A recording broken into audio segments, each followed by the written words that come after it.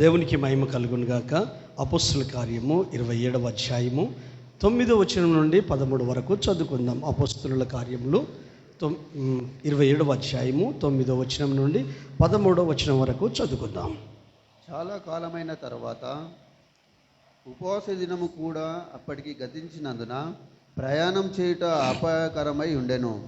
అప్పుడు పౌలు, అయ్యలారా, ఈ ప్రయాణం వలన సరుకులను ఓడలను మాత్రమే కాక మన ప్రాణములకు కూడా హానియు బహు నష్టము కలుగునట్లు నాకు తోచుచున్నదని చెప్పి వారిని హెచ్చరించెను. అయినను శతాధిపతి పౌలు చెప్పినది నమ్మక నావికుడును ఓడ యజమాను చెప్పినదే నమ్మెను. మరియు శీతాకాలం గడుపుటకు ఆ రేవు అనుకూలమైనది కానందున అక్కడి నుండి బయలుదేరి ఒకవేళ శక్యమైతే ఫినిస్కునకు చేరి అక్కడ శీతాకాలం గడపవాలని ఎక్కువ మంది ఆలోచన చెప్పిరి. ఇప్పుడు చూడండి, అందరూ చూడండి, మన అంశం ఏంటంటే శ్రమలు. హల్లెలూయా. శ్రమల గురించే ఎక్కువ చెప్పడానికి రీజన్ ఏంటంటే కష్టాలను తట్టుకొని నిలబడగలిగితేనే పరలోకం వెళ్ళగలుగుతాం. హల్లెలూయా. మహిమలోకి ప్రవేశించగలుగుతాం. యేసుతో శ్రమ పడితేనే వారసులం కూడా అవ్వగలుగుతాం. కాబట్టి శ్రమ ఓర్పు పరీక్ష నిరీక్షణను కలుగజేయనని మనము శ్రమల యందు అతిశయిద్దామని రోమిలకు రాసిన పత్రిక 5:5 ఒక్కసారి చూడండి. నా జ్ఞాపకం సరి అయితే రోమపత్రిక 5:5.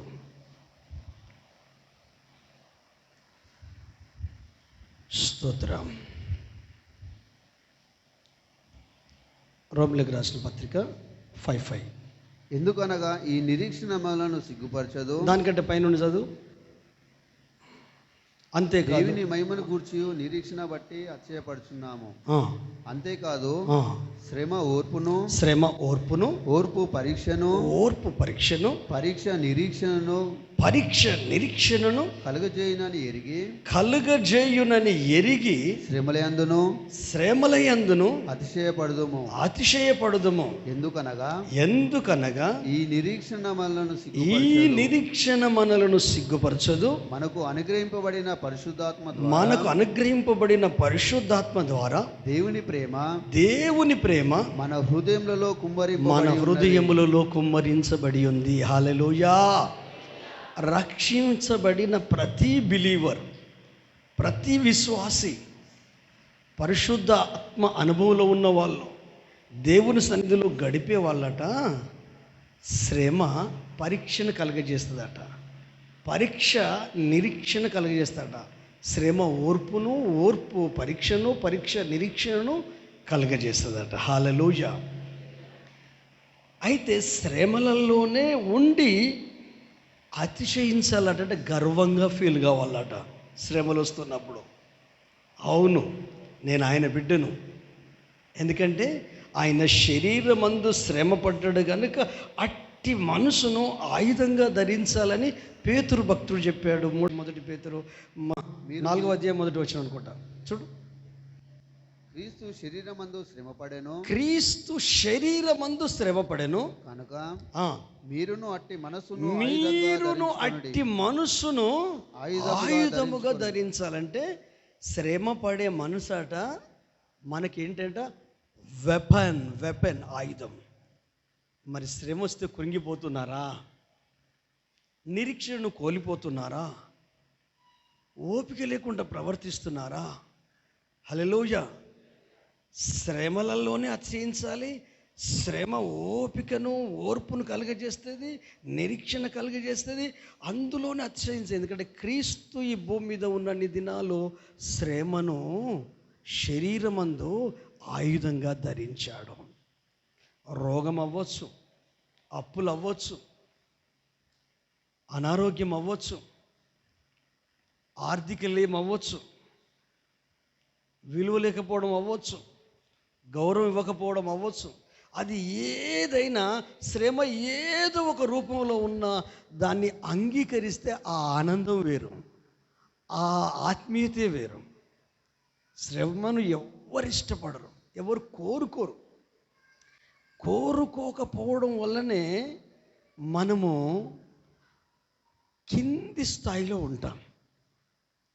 ఆ మధ్యకాలంలో ఒకసారి చెప్పాను మీకు, శిల్పి ఒక దగ్గరికి వెళ్ళి ఆ బండను అడిగాడట, నేను ఒక రూపం చెప్తాను నీకు.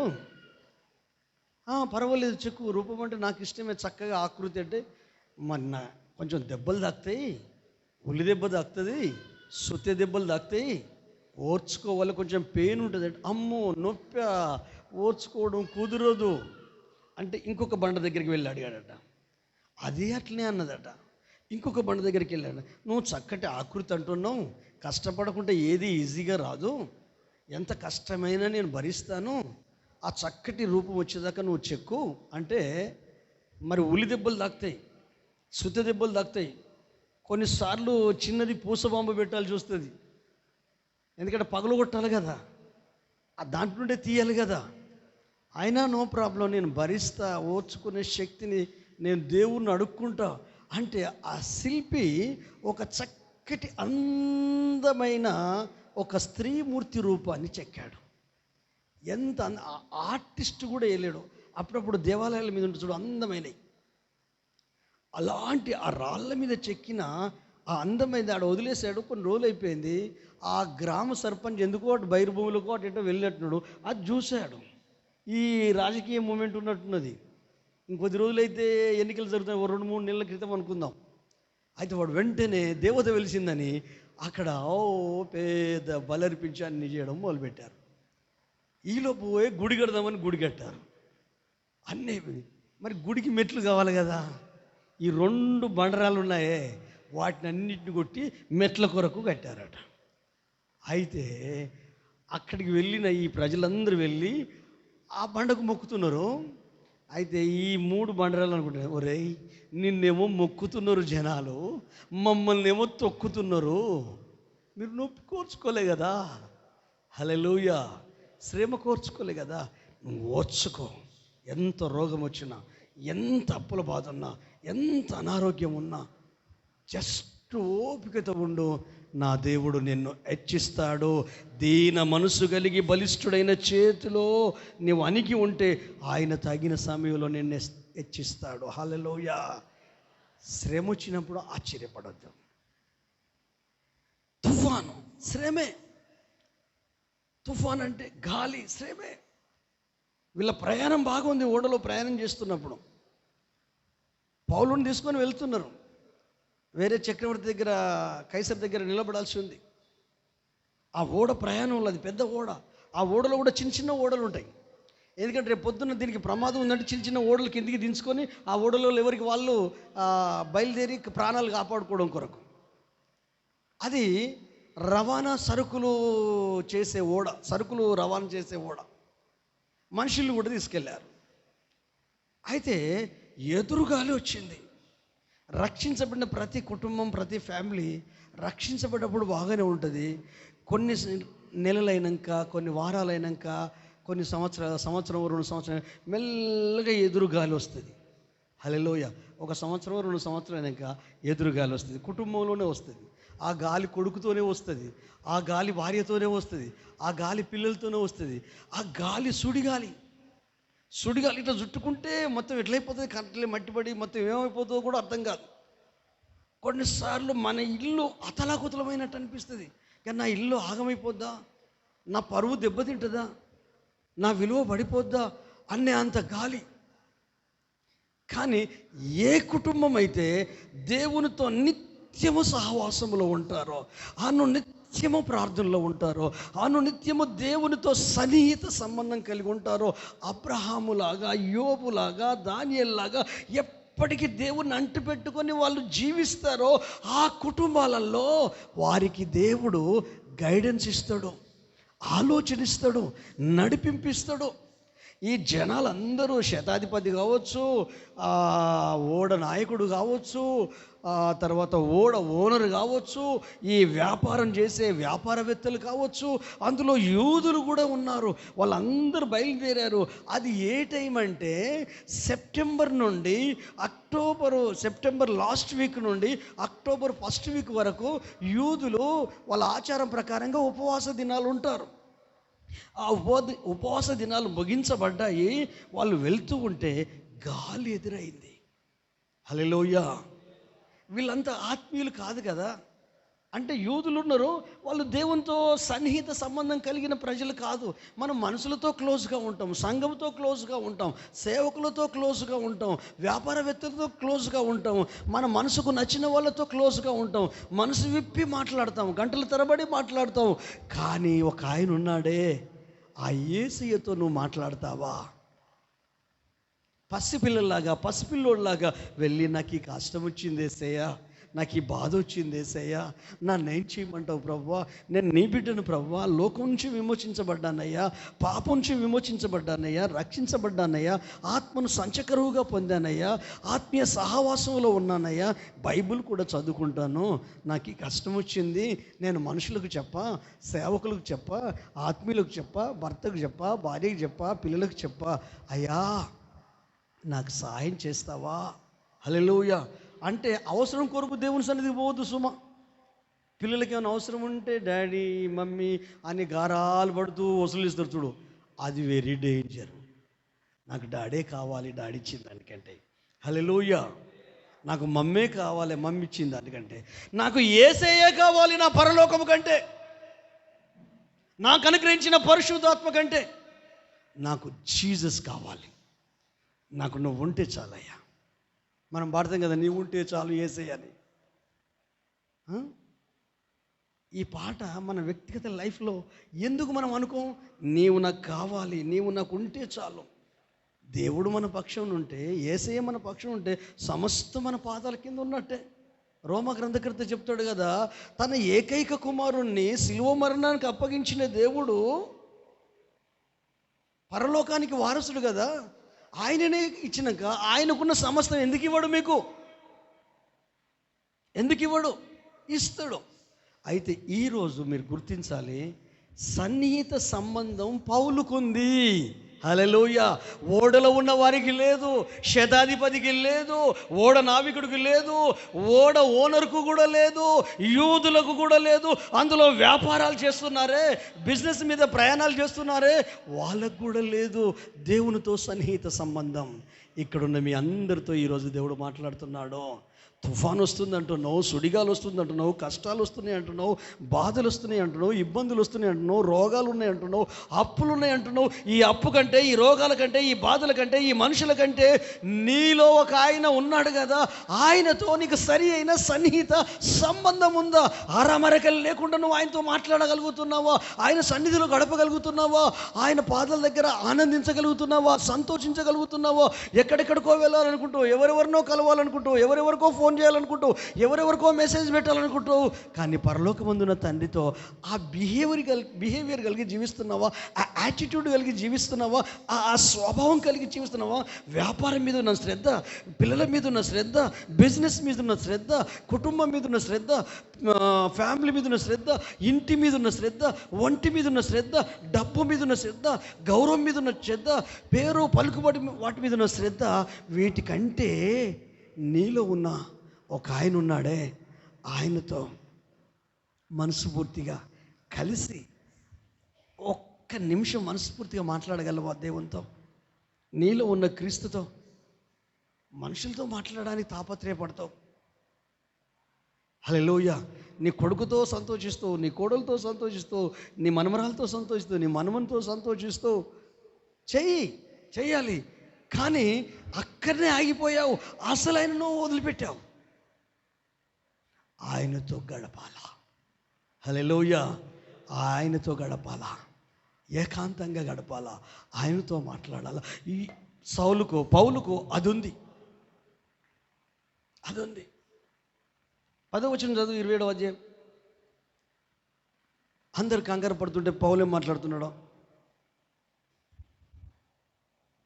అప్పుడు పౌలు అయ్యలారా, ఈ ప్రయాణం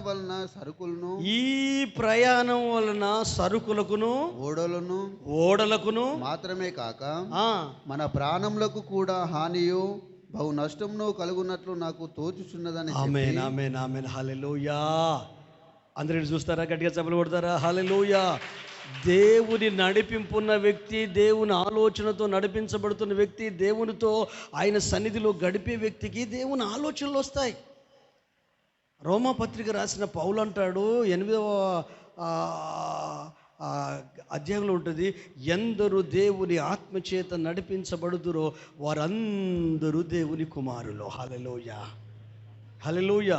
8:14 ఒకసారి చూడు. అవును, దేవుని ఆత్మచేత ఎందరూ నడిపించబడుదురో, దేవుని ఆత్మచేత ఎందరూ నడిపించబడుదురో వారందరూ దేవుని కుమారులై ఉందురు. ఆమేన్. నిన్ను ఎవరు నడిపిస్తున్నారు? ఏది నడిపిస్తుంది? డబ్బు నడిపిస్తుందా? పేరు నడిపిస్తుందా? వ్యాపారం నడిపిస్తుందా? ఫస్ట్ నువ్వు దేవుని ఆత్మచేత నడిపించబడితే నీ వ్యాపారంలో ఫ్లరిష్ అవుతావు. నువ్వు దేవుని ఆత్మచేత నడిపించబడితే నీ పిల్లలు వృద్ధిలోకి వస్తారు. నువ్వు దేవుని ఆత్మచేత నడిపించబడితే నీకు ఉద్యోగం వస్తుంది. నువ్వు దేవుని ఆత్మతో నడిపించబడితే నీ కుటుంబంలో సమాధానం ఉంటుంది.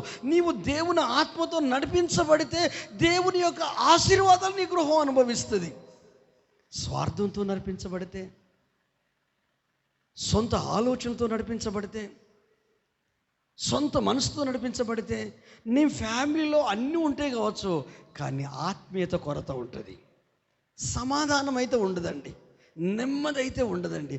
ఈ నెమ్మది ఉండకపోవడానికి కారణం ఏంటంటే నువ్వు ఆత్మతో నడిపించబడి చూడు, నువ్వు ఆత్మలో ఉండి చూడు, దేవునితో సన్నిహితంగా ఉండి చూడు. అందరూ గాలి వస్తుంది కొంచెం కంగారు పడ్డరు, కలవరపడ్డరు, కానీ ఆత్మదేవుడు మాట్లాడుతున్నాడు. ఏమండి, సరుకులకు ప్రమాదం ఉంది, ప్రాణాలకు ప్రమాదం ఉంది, ఓడలకు ప్రమాదం ఉంది, నష్టమైతే కలుగుతుంది, నాకు అర్థమవుతుందండి అని చెప్పాడు ఆత్మీయుడు. ఆత్మీయులు చెప్పిన మాట ఎవరైనా వింటారా? మీ అమ్మ నాన్న మాటలు వింటారు కావచ్చు, మీ భర్త మాట, మీ భార్య మాట వినాలి. కానీ నువ్వు ప్రార్థనలో ఉన్నప్పుడు ఆత్మీయులు చెప్పినప్పుడు ప్రమాదం ఉంది, వాళ్ళతో దోస్తాన్ని పట్టకు, వాళ్ళతో మాట్లాడకు, ఆ ప్రాంతానికి వెళ్ళకు, ఆ ఏరియాకి వెళ్ళకు, పిల్లల్ని పంపించకు. హల్లెలూయా. దేవుడు చెప్తూ ఉంటాడు దేవునితో ఉన్న వాళ్ళకు. అప్పుడు తల్లి కానీ, తండ్రి కానీ, ఫ్యామిలీ కానీ తగు జాగ్రత్తలు చేసుకోవాలి. ఒకవేళ అట్లనే వదిలేసామనుకో, వాడు ఇంకొక సెటప్ పెడతాడు అక్కడ, అయిపోయి చేయదట్టు వెళ్ళి. ప్రేమ ఎక్కువ ఉంది కదా నీకు పిల్లల మీద, వాళ్ళు ఏం చేసినా ఓర్చుకుంటాం. పిల్లలు బెదిరిస్తున్నారండి, మేము చచ్చిపోతామని, అమ్మ నాన్నలే భయపడుతున్నాయి ఈ రోజులలో. పోనీయండి, నష్టం ఏమున్నది, పోతే పోనీ, ఒకరోజు ఏడ్చి ఊరుకుందాం. వాళ్ళు బతికి మన పరువు తీయడం కంటే చస్తే చచ్చిందని 10 రోజులు మాట్లాడుకుంటారు, ఆ తర్వాత మనం ప్రశాంతంగా ఉండొచ్చు. హల్లెలూయా. మన పరువు తీసే పిల్లలు మనకెందుకండి? మనం బ్రతుకుండగానే మన స్థితిని పేర్చే పిల్లలు మనకెందుకండి? మనం బ్రతుకుండగానే మన కొరకు సమాధిని సిద్ధం చేసి తయారు చేసే పిల్లలు మనకెందుకండి? మనకంటే ముందు వాళ్ళు పోతేనే బెస్ట్. పాము గుడ్లను పెట్టి తింటుందట కదా, అట్లే అనుకుందాం మనం. ఒక్కరున్న చాలు ఆయమన్నారు. హల్లెలూయా. కొద్దిమంది అయిన చాలు ప్రభు కొరకు జీవించేవాళ్ళు. ఎందుకండి గాడిద పాలు, గంగికి పోలు గరిటెలు చాలు, కుండెడు ఎందుకండి పనికిరాని అని, పెద్ద పెద్ద గుంపులు ఎందుకండి? 10 మంది ఉంటే వాళ్ళే 10 లక్షల మంది అవుతారు. హల్లెలూయా. వారిలో ఒంటరి అయిన వాడు 1000 మంది అయినప్పుడు 10,000 మంది 10 లక్షల మంది అవుతారు. కానీ ఆయనతో నడిచే వాళ్ళు కావాలి, ఆయనతో సన్నిహిత సంబంధం పెట్టుకునే వాళ్ళు కావాలి. మనుషులతో సంబంధాలు వద్దండి, సంఘస్థులతో సంబంధాలు వద్దండి, ఫ్రెండ్షిప్ వద్దండి. నీ పరమ తండ్రితో సహవాసంలో ఉండు. పౌలులాగా. పౌలు కంగారు పడట్లేదు, భయపడట్లేదు, ఆందోళన పడట్లేదు, హెచ్చరిక చేస్తున్నాడు. హల్లెలూయా. ఈరోజు ఇక్కడ ఉన్న మీకు పరిశుద్ధాత్మ దేవుడు నన్ను నిలబెట్టి నా ద్వారా మీకు హెచ్చరిక చేస్తున్నాడు. ప్రమాదాలు ఉన్నాయి రానున్న దినాల్లో. సుడిగాలి రాబోతుంది, పెనుగాలి రాబోతుంది. రేపొద్దున అన్ని బ్రేక్ అయిపోతాయి, ప్రాబ్లమ్స్ వస్తాయి, తలబట్టుకొని కూర్చోవాల్సి వస్తుంది, చేయి దాటే పరిస్థితి, చేయి దాటిపోయే పరిస్థితి వస్తుంది. అప్పుడు ఏడ్చిన లాభం లేదు, తూడ్చిన లాభం లేదు. చేతులు కాలక ముందుకే ఆకులు పట్టుకోవాలి, చేతులు కాలినాక ఆకులు పట్టుకుంటే ఏం లాభం? అందుకే నువ్వు దేవునితో గడుపు, దేవుని సన్నిధిలో గడుపు, ప్రార్థనలో గడుపు, వాక్యంతో గడుపు. ఆయన ఎప్పుడు ఎవరిని అన్యాయం చేయడు, మోసం చేయడు, అన్యాయానికి గురి చేయడు. ఆయనను నమ్మిన వాడు ఎవడు ఈ లోకంలో మోసపోలేదు, మోసపోడు. మనుషులు నమ్మి మోసపోయావు, మనుషుల మాటలు నమ్మి మోసపోయావు, స్నేహితుల మాటలు నమ్మి మోసపోయావు, ఇంకెవరి మాటలో నమ్మి మోసపోయావు. ఆ మోసాన్ని ఇప్పటికీ, ఆ గాయాలు నువ్వు భరిస్తున్నావు, ఆ నొప్పి ఇప్పటికీ అనుభవిస్తున్నావు. ఈ రోజు నుండి అయినా దేవుని మాట నమ్మి ఆయనతో కలిసి జీవిస్తావా? ఆయనతో కలిసి బ్రతుకుతావా? అమ్మ నాన్న అయితే మనుషులే కదండి, తల్లిదండ్రులు అయితే ఏంది? మనుషులే కదండి. భార్య పిల్లలు ఏది? మనుషులే కదండి. హల్లెలూయా. భర్త మనిషే కదండి. హల్లెలూయా. సంఘస్థులు మనుషులే కదండి. సేవకులు మనుషులే కదండి. కానీ నీవు దేవునితో మమేకం కావాలి. హల్లెలూయా. ఆయన ఆలోచనతో మమేకం కావాలి. ఎందుకు తెలుసా? ఆయన నీ మీద దృష్టి నిలిపి నీవు నడవలసిన మార్గాన్ని నీకు బోధించి నీకు ఆలోచన చెప్పి ఆ తర్వాత నిన్ను తన మహిమలో చేర్చుకుంటాడు. హల్లెలూయా. హెచ్చరికలు చేస్తారు, పెడచెవును పెట్టొద్దు. వీళ్ళు పెడచెవును పెట్టారండి. ఎవరి మాట విన్నారో తెలుసా? 13వ వచనం చదువుతాండా.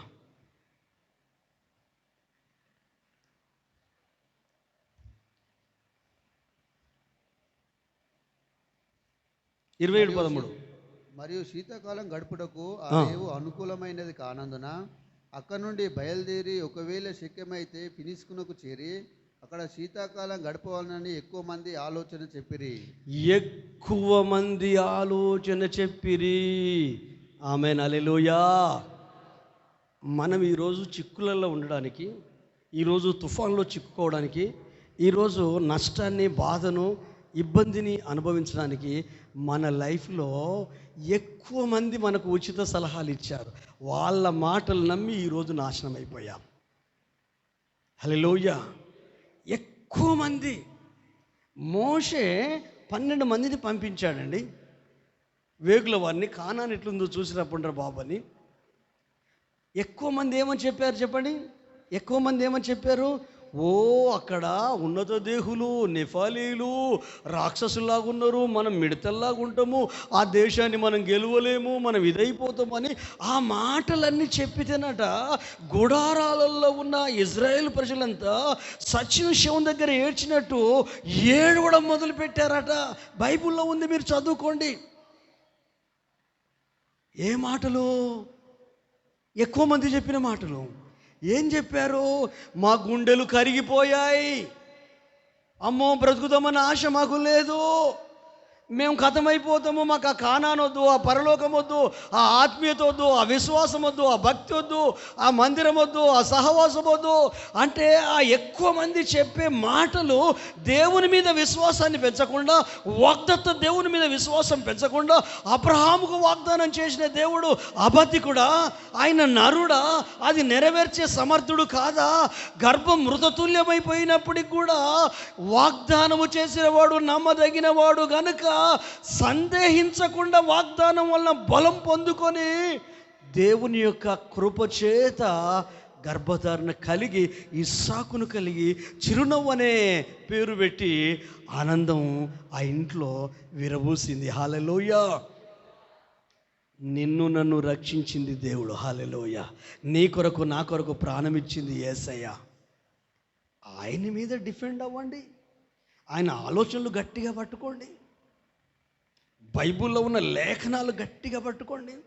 గత వారంలో మనం చదివాం కదా, నీ ధర్మశాస్త్రం నా అంతరంగములో ఉంది కనుక నా అడుగులు జారవు, దేవాని చిత్తము చేయడము నాకు సంతోషము, ఎందుకంటే నా అంతర్యములో నీ ధర్మశాస్త్రం ఉంది. హల్లెలూయా. దివారాత్రము ధర్మశాస్త్రము యందు ఆనందించుచు దానిని ధ్యానించువాడు ధన్యుడు, అట్టివాడు నీటి కాలువ ఎవరన్నా నాటబడిన వాడై ఆకు వాడక తన కాలమందు ఫలమిచ్చు చెట్టు వలె ఉంటాడు. అతడు చేసేదంతా ఫ్లరిష్ అవుతుంది, సఫలమవుతుంది. అబద్ధాలు కాదు కదా, ఆయన మాటలు కదా, యోహాన్ పాస్టర్ మాటలు కాదు కదా, బైబిల్లో ఉన్న మాటలు కదా, మీ బైబిల్ గ్రంథాలు ఉన్న మాటలు కదా. ఆ మాటలు నువ్వెందుకు నమ్మవు? నువ్వు విశ్వాసంలో, ప్రార్థనలో, భక్తిలో, ఆయనతో సహవాసంలో ఉంటే నమ్ముతావు. వీళ్ళు నమ్మట్లేదు. ఎక్కువ మంది ఆలోచనల వైపు మొగ్గు చూపుతామండి మనం. రైట్ నో, మీరు ఏదైనా డెసిషన్ తీసుకోవాలనుకున్నప్పుడు, మీరు ఏదైనా నిర్ణయం తీసుకోవాలన్నప్పుడు ఎక్కువ మెజారిటీ పీపుల్నే నమ్ముతారు మీరు. హల్లెలూయా. ఈ మెజారిటీ పీపుల్ నువ్వు ఎప్పుడు నమ్మినా నువ్వు అదో పాతంలోకి వెళ్ళిపోతావు, తుఫాన్లో చిక్కుకుంటావు, నడి సముద్రంలో గిలగిల కొట్టుకుంటావు, గందరగోళం అయిపోద్ది. Be careful. మీకు చాలా విషయాలు గుర్తొస్తున్నాయి ఎక్కువ మంది మాటలు వినడం వల్ల. ఎక్కువ మంది అంటే ఇద్దరికంటే, ముగ్గురు కంటే, ఇద్దరికంటే ఎక్కువ మంది అన్నట్టు దాని అర్థం. ఒకరికంటే ఎక్కువ మంది అంటే అంతే. కానీ ఒక ఇద్దరు మాత్రం 12 మందిలో 2 మాత్రం కాలేబు యెహోషువ పూర్ణ మనసుతో విశ్వాసములో దైవికంగా దేవుల్లో ఉన్న వాళ్ళని వారిద్దరి గురించి బైబిల్ చెప్తుంది. పూర్ణ మనసుతో నన్ను వెంబడించారు, మంచి విశ్వాసం కలిగిన బిడ్డలు. అగో అలాంటి వాళ్ళే కావాలి. అగో ఆ శేషాన్నే రేపు పరలోకం తీసుకెళ్తాడు. ఈ గుంపుని తీసుకపోడు. ఆ 2 గుంపులో ఈ గుంపు అంత ఉందనుకో, అట్లా తీసుకుపోతాడు. హల్లెలూయా, హల్లెలూయా. వాళ్ళు ఏమంటారు తెలుసా? అక్కడి పళ్ళు చూపించారు, ద్రాక్ష గెలలు చూపించారు, అక్కడ పాలు తినులు ప్రవహించే నీళ్లు బాగున్నాయి, పంటలు బాగుపడతాయి, అది ఖచ్చితంగా దేవుడు మనకి ఇస్తాడు. ఎందుకంటే వాళ్ళు దేవుని నమ్ముతున్నారు, దేవునితో ఉన్నారు కదా. దేవునితో ఉన్న వ్యక్తి మాటలు విశ్వాసంలో పెంపొందిస్తాయి, ధైర్యాన్ని ఇస్తాయి, నెమ్మదినిస్తాయి, ఓదార్పునిస్తాయి, బలాన్ని ఇస్తాయి, ప్రోత్సాహాన్ని ఇస్తాయి. కొంతమంది మాట్లాడితే ప్రపంచాన్నే గెలిచినట్టు అనిపిస్తుంది. కొంతమంది మాట్లాడితే నేను చచ్చిపోతే బాగుండు అనిపిస్తుంది. వాళ్ళు చంపుతారు, చచ్చే రకం కాదు. కొంతమంది వాళ్ళు బ్రతికిస్తారు, చంపే రకం కాదు. నువ్వు ఏ రకం, నువ్వు ఏ గుంపు? ఒక్క 2 నిమిషాలు, ఒక 1 మినిట్ మాట్లాడితే నీ బీపీ నార్మల్ అయిపోద్ది. నీ బ్లడ్ ప్రెషర్ తగ్గిపోద్ది. కొంతమంది మాట్లాడితే హై బీపీ వస్తూ ఉంటుంది, కుమ్మరం ఉడికినట్టు కొత్త ఉడుకుతూ ఉంటుంది. కానీ కొంతమంది మాట్లాడితే నెమ్మది అయిపోతుంది. హల్లెలూయా. వాళ్ళు దేవుని మీద ఆధారపడేవాళ్ళు. ఎందుకంటే నీ నాశనాన్ని కోరుకునే వాళ్ళు కాదు, నీ స్వనాశనాన్ని కోరుకునే వాళ్ళు కాదు, నీ కుటుంబం నాశనం అవ్వాలి, నీ ఫ్యామిలీ నాశనం అవ్వాలి, నీ పిల్లలు నాశనం అవ్వాలి కోరుకునే వాళ్ళు కాదు. ఒకవేళ అలాగ వాళ్ళు కోరుకుంటే ఈరోజు నువ్వు ఈ భూమి మీద ఉండకపోదు. ఎప్పుడో నీ బోధ మీద గడ్డి మొలుసు. ఎన్ని రకాలు మాట్లాడారు, ఎంత ధైర్యాన్ని నూరిపోచారు, ఎంత విశ్వాసాన్ని నూరిపోచారు, ఎంత భక్తిని నూరిపోచారు. ఇలాంటివి మనకు గుర్తుండయి. ఎందుకంటే మేలు నీళ్ళ మీద రాసిన అక్షరాలు కదా, కీడు రాళ్ళ మీద రాసిన అక్షరాలు కదా. ఎవరి వలన ఈరోజు మనం బ్రతుకున్నామో వారిని ఎంత త్వరగా అంటే అంత త్వరగా మర్చిపోవడం కాదు, మర్చిపోవడం పక్కకు పెట్టు, చంపే అంత సచ్చే అంత అసహించుకుంటాం. అసలు అసహ్యానికి కారణం ఏంటి? మేలు చేసిన మీద అసహ్యం ఏంటండి? నీ ప్రాణాలు ఆయుష్ను పొడిగించి, ఆరోగ్యాన్ని ఇచ్చి, ఆశీర్వాదించి, అండగా నిలబడి, కొండంత ధైర్యాన్ని ఇచ్చి రుణం తీర్చుకోవాలి. ఎప్పుడెప్పుడు అవకాశం వస్తుందా నా లైఫ్లో? ఆ రోజు కనుక ఆ కుటుంబం నిలబడకపోతే, ఆ వ్యక్తి నిలబడకపోతే, ఆ మనిషి నాతో మాట్లాడకపోతే, ఈరోజు నాకు, నా భార్య పిల్లలకు, నా కుటుంబానికి ఈరోజు ఇంత తిని, ఇంత బట్ట కట్టుకుని, ఇంత ప్రశాంతంగా ఉంటుందంటే ఒకప్పుడు వెనక్కి వెళ్ళి చూడు, గతంలోకి వెళ్ళి చూడు, అక్కడ ఎవ్వరు లేరు. యేసయ్య ఒక్కడే ఉన్నాడు, నీ బాధే ఉంది. ఎవరో ఆత్మీయులు ఉన్నారు, వాళ్ళు సేవకులు అవ్వచ్చు, విశ్వాసులు అవ్వచ్చు, వాళ్ళు మీకు అండగా నిలబడ్డారు, తలకాయ పెట్టారు మీకు బదులు. హల్లెలూయా. అలాంటి వాళ్ళు కష్టంలో ఉంటే, అలాంటి వాళ్ళు బాధలో ఉంటే ప్రాణమే ఇవ్వాలి, పైసా కాదు, ప్రాణమే ఇవ్వాలి. ఎందుకు? ఆ టైంలో వారిని దేవుడు వాడుకోకపోతే ఈరోజు ఇంత ప్రశాంతంగా ఉండేవాళ్ళమ్మా? నో. ఆత్మీయులు ఎప్పుడు దేవునితో ఉంటారు. దేవునితో ఉన్న వాళ్ళు ఎప్పుడు డిస్కరేజ్ చేయరు, దేవునితో ఉన్న వాళ్ళు ఎప్పుడు బాధ పెట్టరు, దేవునితో ఉన్న వాళ్ళు ఎప్పుడు హింసించరు. ఏమంటుంది తెలుసా? నాకు అర్థమవుతుంది, ప్రయాణంలో ముందుకు వెళ్తే ఓడకు ప్రమాదము, మనకు ప్రమాదము. మీరు లక్షల వ్యాపారము, ఈ రవాణా సరుకులు ఉన్నాయి కదా, వీటి వల్ల కూడా మీకు ఆస్తి నష్టం జరుగుతుంది, ప్రాణ నష్టం జరుగుతుంది, మనకు నిలువ నీడ ఉండదు, ఓడ బ్రద్దలైపోయి ఈ సముద్రంలోనే నాశనం అయిపోతాము నాకు అనిపిస్తుంది అన్నప్పుడు పౌలు మాట వినాలి కదా. ఎవరెవరి మాటలు తీసుకుని తెలుసా? నెంబర్ 1 అందరి మాటలు తీసుకున్నారు. తర్వాత 11వ వచనం చదువుతాం. 11, 12 వచనాలు చదువు. నేను ముగింపులోకి వస్తున్నా, కంగారు పడకండి. అయినను శతాధిపతి పౌలు చెప్పినది నమ్మక. శతాధిపతి ఒక్కడు, శతాధిపతి అంటే 100 మంది పెద్దవాడు, మిలిటరీ ఆఫీసర్, వాడు ఇంటలేడు, నమ్మతలేడు. నావికుడును ఓడ యజమానుడు చెప్పినదే నమ్మేను. ఆమేన్, హల్లెలూయా. నావికుడు అంటే కెప్టెన్. హల్లెలూయా. ఓడ యజమానుడు అంటే ఎవరు? అంత పెద్ద ఓడ కదా, కోటీశ్వరుడు వాడు, ఓనర్ వాందే ఆ ఓడ. అది రోమ ప్రభుత్వానిదో లేకపోతే ఇజ్రాయెల్ ప్రభుత్వానికి చెందింది కాదు. అది ఓడ ఓనరు తర్వాత నావికుడు, క్యాప్టెన్. ఈ క్యాప్టెన్ ఏంటోడు అనుభవాన్ని నమ్ముతున్నాడు. ఓడ ఓనర్ అంటే వాడు డబ్బున్నోడు, డబ్బున్నోని నమ్ముతున్నాడు, అనుభవం నమ్ముతున్నాడు. ఇంకోటి ఎవడు చెప్పండి, శతాధిపతి, ఉద్యోగస్తుడు, ఎంప్లాయీస్. వీళ్ళ ముగ్గురి మాటలు నమ్మారు. హల్లెలూయా. ఇప్పుడు శతాధిపతి కంటే దేవుని ఆలోచన గొప్పదా? ఏం గొప్ప చెప్పండి. క్యాప్టెన్ కంటే దేవుని ఆలోచన గొప్పదా? గొప్పదే. దేవుని ఆలోచన గొప్పదిగా క్యాప్టెన్ కంటే. ఓడ ఓనర్ కంటే దేవుని ఆలోచన గొప్పది. మరి మనం ఎవరి ఆలోచనలు నమ్ముతున్నాం? డబ్బున్నోళ్ళది నమ్ముతున్నామా? ఓనర్స్ని నమ్ముతున్నామా? ఎవరికైతే పేరుంది, పలుకుబడి ఉంది, మంచి స్థాయి ఉంది, స్థానం ఉంది, వాళ్ళ మాటలను విని మనం ముందుకెళ్తున్నామా? నీ కుటుంబం ముందుకెళ్తుందా? ఆస్తిని చూసి ముందుకెళ్తుందా? అంతస్తుని చూసి ముందుకెళ్తుందా? స్థాయిని చూసి ముందుకెళ్తుందా? పేరును చూసి ముందుకెళ్తుందా? కీర్తి ప్రతిష్టలను చూసి ముందుకెళ్తుందా? ఆలోచించు. 15వ వచనం నుండి చదువు, గడగడ చదువు. ఈ మాటలు చదివి మనం ముందుకెళ్దాం. దానిలో ఓడ చిక్కుకొని గాలికి ఎదురు నడవక ఎదురు నడుచుట మానే గాలికి కొట్టుకొని పోతిమి. హల్లెలూయా. అందరి మాటలు విని నీకు నచ్చినట్టు ముందుకెళ్తే ఓడ చిక్కుకుంటుంది. ఫ్యామిలీ, పిల్లలు, హల్లెలూయా, కుటుంబం. నువ్వెవరెవరు మాటలో వింటున్నావు? హల్లెలూయా. యేసయ్య మాటలు వినట్లేదు, దైవజనుని మాటలు వినట్లేదు. ఆ దైవజనుని మాటలు ఈ వాక్యానుసారంగా ఉంటే వినాలి. నిన్ను విశ్వాసంలో బలపరిచే మాటలు వినాలి, నిన్ను ప్రోత్సహించే మాటలు వినాలి, నీ కుటుంబాన్ని కట్టే మాటలు, నీ ఇంటిని కట్టే మాటలు. కొన్నిసార్లు హెచ్చరికలు వస్తాయి సేవకుని ద్వారా. పౌలు హెచ్చరిక చేశాడు, అయ్యలారా నాకైతే ప్రయాణం ఆపేస్తే బాగుండు అనిపిస్తుంది, మనం కొద్ది రోజుల తర్వాత ప్రయాణం చేస్తే బాగుండు.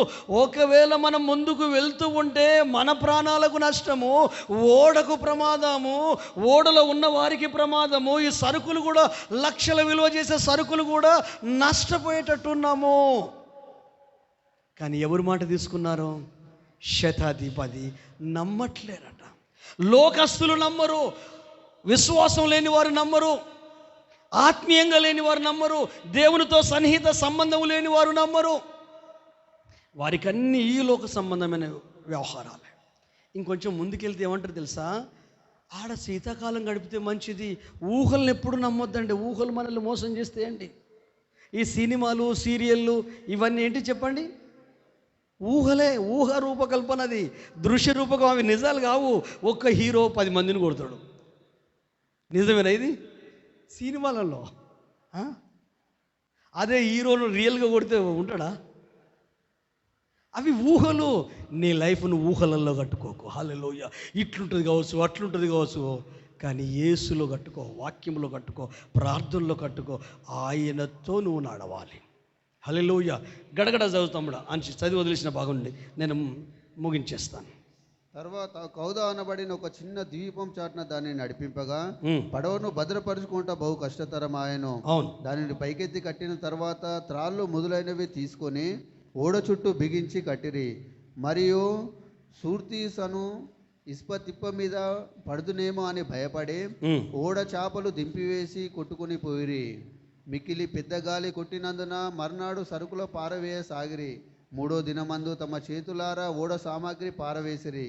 కొన్ని దినములు సూర్యుడైనను నక్షత్రముడైన కనబడక పెద్ద గాలి మా మీద కొట్టినందున ప్రాణములతో తప్పించుకుందామని ఆశ బొత్తిగా పోయెను. వారు బహుకాలము భోజనం లేక ఉన్నందున పౌలు వారి మధ్య నిలిచి, అయ్యలారా.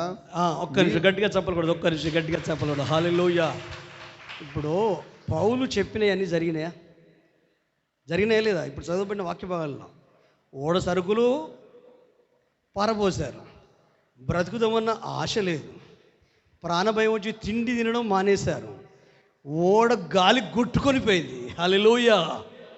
హెచ్చరిక దేవుడు చేస్తాడు ఇక్కడ నిలబడి, మన కుటుంబాలని ప్రేమించి, మన గృహాన్ని ప్రేమించి సైతాను సుడిగాలిలో చిక్కుకోవద్దని, సాతాను యొక్క కబంధ హస్తాల్లో నలిగిపోవద్దని ప్రతి ఆదివారం ఏదో ఒక రూపకంగా తన వాక్కును, తన ఆలోచనలు అందిస్తూనే ఉంటాడు. హల్లెలూయా, మాట్లాడుతూనే ఉంటాడు.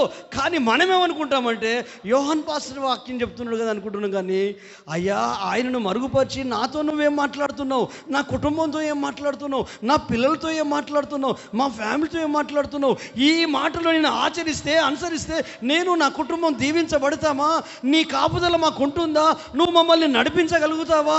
నీ లేఖనాలు అలాగే సెలవిస్తున్నాయా? అయితే హెచ్చరికని నేను మనస్ఫూర్తిగా అంగీకరిస్తున్నాను. నేను ప్రయాణాన్ని ఆపేశాను. నాకు నచ్చినట్టు నేను జీవించా, నాకు ఇష్టం వచ్చినట్టు నేను మాట్లాడా, నాకు ఇష్టం వచ్చినట్టు నేను ప్రవర్తించా. నీ అందు భయము కలిగి నీ ఆత్మ అనుభవంలో నా జీవితాన్ని, నా కుటుంబాన్ని నేను కట్టుకుంటా. ఎందుకంటే నాకు ఆరోగ్యాన్ని ఇచ్చావు, ఆయుష్ని ఇచ్చావు, భార్య పిల్లల్ని ఇచ్చావు, ఆస్తిపాస్తులు ఇచ్చావు, విలువలు ఇచ్చావు, గౌరవాన్ని ఇచ్చావు. ఇన్ని ఇచ్చిన నీవు నీ సన్నిధిలో నేను గడపగలిగే ఆ జ్ఞానం కూడా నాకు దయచేయని అడగగలగాల. శతాధిపతి మాట నమ్ముతావా? డబ్బున్నోళ్ళ మాట నమ్ముతావా? హల్లెలూయా. నాయకుడి మాట నమ్ముతావా? ఓనర్ మాట నమ్ముతావా? లోకస్తుల మాట నమ్ముతావా? ఎవ్వరి మాట నమ్మకముందో నువ్వు మోకాళ్ళ మీద ఉండో. హల్లెలూయా. దేవుడు అందరితో మాట్లాడే దేవుడు. కొర్నేలుతో మాట్లాడాడు. హల్లెలూయా.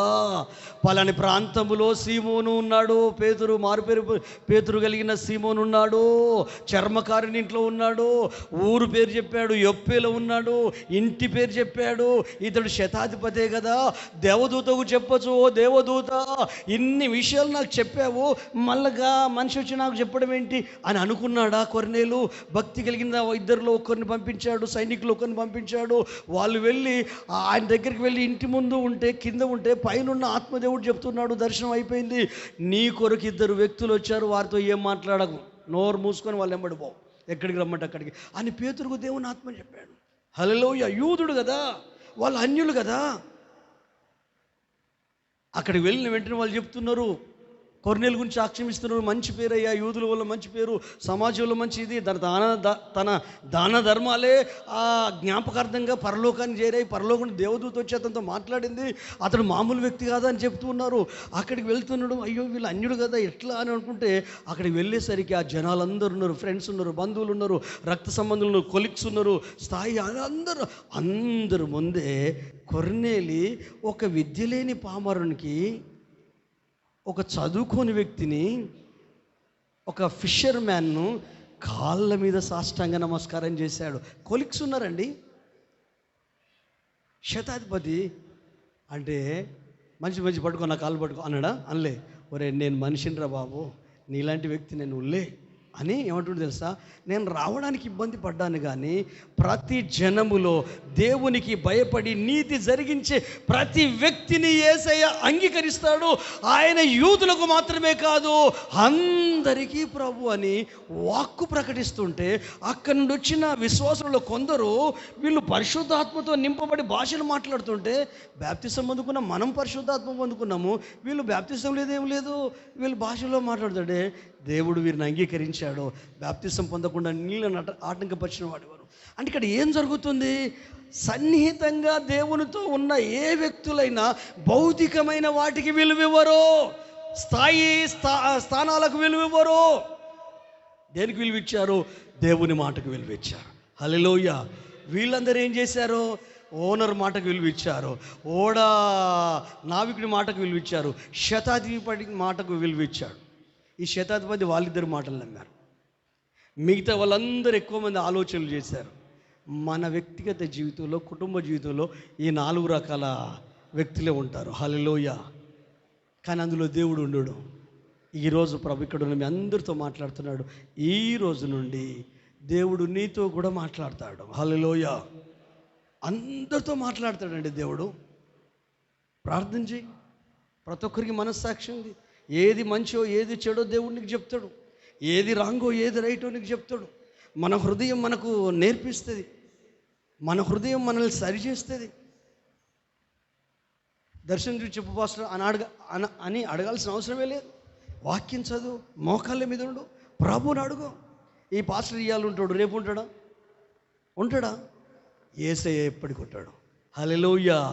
ఆయన రాకడ వరకు ఉంటాడు, నీ పోకడ వరకు ఉంటాడు. హల్లెలూయా. ఈ సంఘం ఉంటుంది, ఈ బిల్డింగ్ ఉంటుంది. నేను లేకపోతే ఇంకొకరు నిలబడి నడిపించేస్తారు. హల్లెలూయా. సౌలు లేకపోతే దావీదు రాలేదా?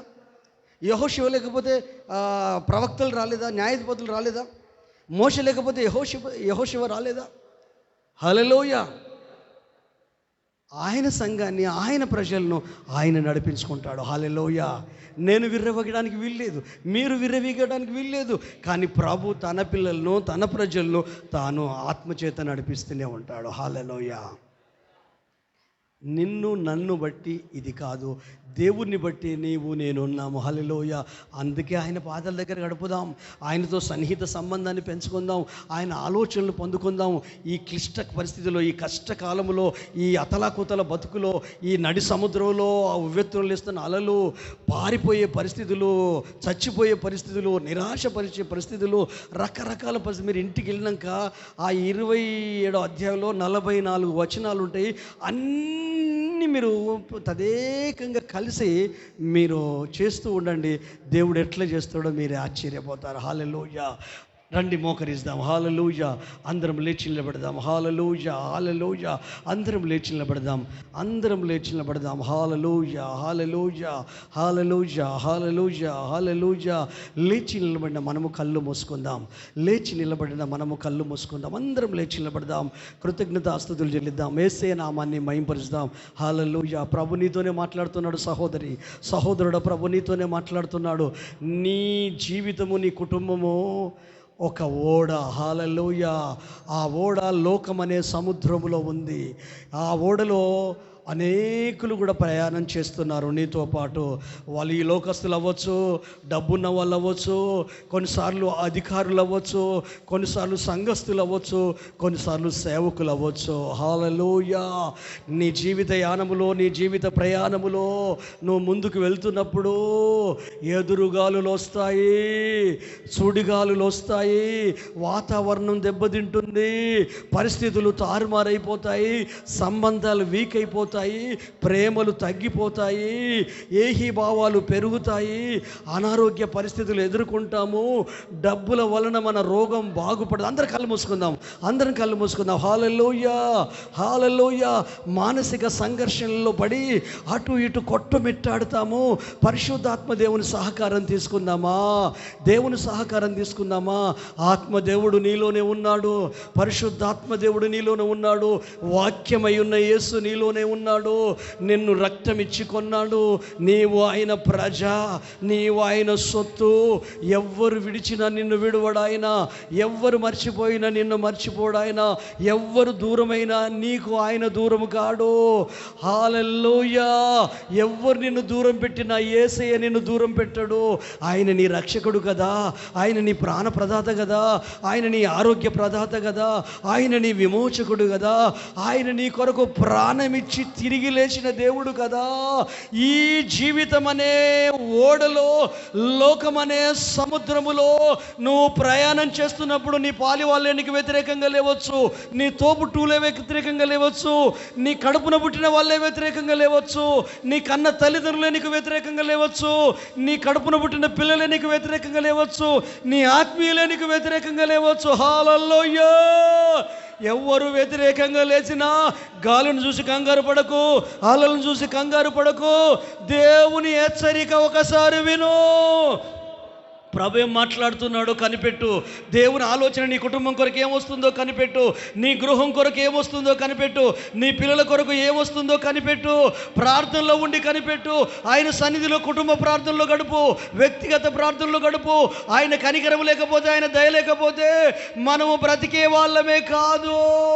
అనేకులు మరణాలు చూస్తున్నారు, మరణిస్తున్నారు. నీవు నేను సజీవంగా ఉన్నాము, నీవు నేను ఆరోగ్యంగా ఉన్నాము, మన కుటుంబం కుటుంబం ఆరోగ్యంగా ఉంది, మన పిల్లలు ఆరోగ్యంగా ఉన్నారు, మన ఫ్యామిలీస్ ఆరోగ్యంగా ఉన్నాయి, సంఘాలు సహవాసాలు ఆరోగ్యంగా ఉన్నాయి. ఆరోగ్యానికి ఆనందానికి కారణం యేసే, పరిశుద్ధాత్మ దేవుడే, వాక్యమై ఉన్న దేవునితో నువ్వు గడుపుతావా? ఆయనతో సన్నిహిత సంబంధంలో నువ్వు ముందు కొనసాగుతావా? శతాధిపతి ఏదో అధికార దాహంతో ఉన్నాడో, నమ్మట్లేదు దేవుని మాటలు, నమ్మట్లేదు, అనుభవస్తుల మాటలు నమ్ముతున్నాడు. కానీ పౌలు మాటలు నమ్మకు, పౌలు దేవుని మాటలు నమ్ము. హల్లెలూయా. అక్కడ ఏముంటో తెలుసా? అయ్యలారా 14 రోజులు అవుతుంది మీరు భోజనం చేయక, మీరేం భయపడకండి, ఇప్పుడైనా ధైర్యం తెచ్చుకోండి. నేను ముందే చెప్పాను మనం ప్రయాణం చేయడం మంచిది కాదు అని. అయినా ఇప్పుడైనా పర్వాలేదు, మీకు కానీ మీ ప్రాణాలకు కానీ ఏ హాని జరగదు. గడిచిన రాత్రి దేవుని దూత నాతో మాట్లాడింది, నీకే కానీ ఓడలో ఉన్న వారి ప్రాణాలకే కానీ ప్రమాదం సంభవించదు, నీవు కైసరిత సాక్షిగా నిలబడాలి. హల్లెలూయా. మీ కుటుంబాలకి ఏం ప్రమాదం లేదు, మీ గృహాలకి ఏం ప్రమాదం లేదు. దేవుని ఆలోచన నువ్వు పొందుకుంటే, దేవుని నడిపింపు నువ్వు పొందుకుంటే, దేవుని చిత్తానికి నువ్వు అప్పగించుకుంటే గొప్పగా నువ్వు ఆవలి తీరానికి వెళ్తావు. నిజమైన నెమ్మదిని, నిజమైన సంతోషాన్ని అనుభవిస్తావు. అడుగుతావా ప్రభును? హల్లెలూయా. అయ్యా చాలా కంగారులో ఉన్నానయ్యా, గలిబిల్లో ఉన్నానయ్యా, కొట్టుకుపోతున్నానయ్యా, మానసిక సంఘర్షణలో ఉన్నానయ్యా, మైండ్ పని చేయట్లేదయ్యా, ఆలోచనలు పని చేయట్లేదయ్యా, అన్నీ మర్చిపోయానయ్యా, పిచ్చిదానిలాగా మారానయ్యా, పిచ్చోనయ్యానయ్యా, పిల్లల్ని పట్టించుకోవట్లేనయ్యా, భార్యను పట్టించుకోవట్లేదు, భర్తను పట్టించుకోవట్లే, ఇంటిని పట్టించుకోవట్లేనయ్యా, గృహాన్ని పట్టించుకోవట్లేనయ్యా, వ్యవహారాలను పట్టించుకోవట్లేనయ్యా, బాధ్యతలు మర్చిపోయానయ్యా, పిచ్చోళ్ళలాగా మారిపోయాను, పిచ్చిదానిలాగా మారిపోయాను. అయ్యా నీతో నేను గడపట్లేదయ్యా, నీ తన్నులో గడపట్లేదయ్యా, ప్రార్థనలో గడపట్లేదయ్యా, భయం భక్తి కలిగి జీవించట్లేదయ్యా. అయ్యా పౌలులాగా నేను నీ సన్నిధిలో గడుపుతాను. పౌలుతో మాట్లాడేదేవా, నా గురించి, నా కుటుంబం గురించి మాట్లాడవా, నా ఇంటి గురించి మాట్లాడవా, నా గృహం గురించి మాట్లాడవా, నేను ఎలా ముందుకు వెళ్ళాలి, ఎలా ధైర్యంగా ఉండాలి, ఎలా బలం పొందుకోవాలి, ఎలా విశ్వాసంలో కొనసాగాలి, ఎలా సాతాను క్రియలు లయపరచాలి. అయ్యా ఈ ఓడ ప్రయాణంలో నీ సన్నిధి నాతో ఉండాలి, ఈ జీవిత ప్రయాణంలో నీ సన్నిధి నాతో ఉండాలి, నీ స్వరం నాకు వినిపించాలి. హల్లెలూయా.